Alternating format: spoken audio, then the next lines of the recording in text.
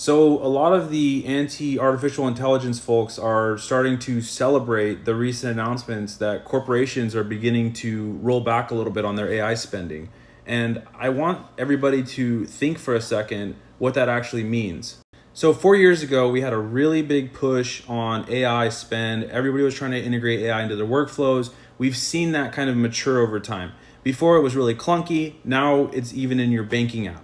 And at the same time, your internal staff was starting to utilize it for their daily work life. There were workflows and automations that were getting built. Those require a thing called API spend. It's different than your subscription. You pay per use, it's pay per token.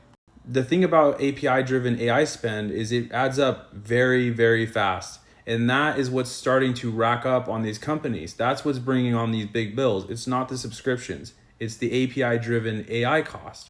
But just because they're saying that they're rolling back on their AI spend, that does not mean that it's going away, and it does not mean that they've lost.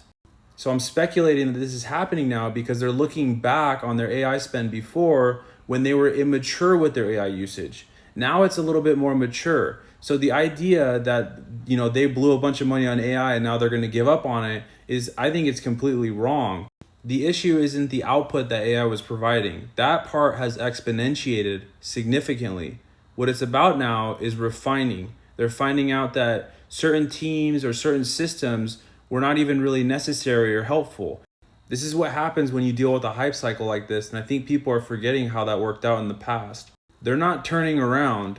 They're just slashing and burning the same way a corporation will cut out entire layers of middle management and mass layoffs. What you're seeing is basically corporate hygiene.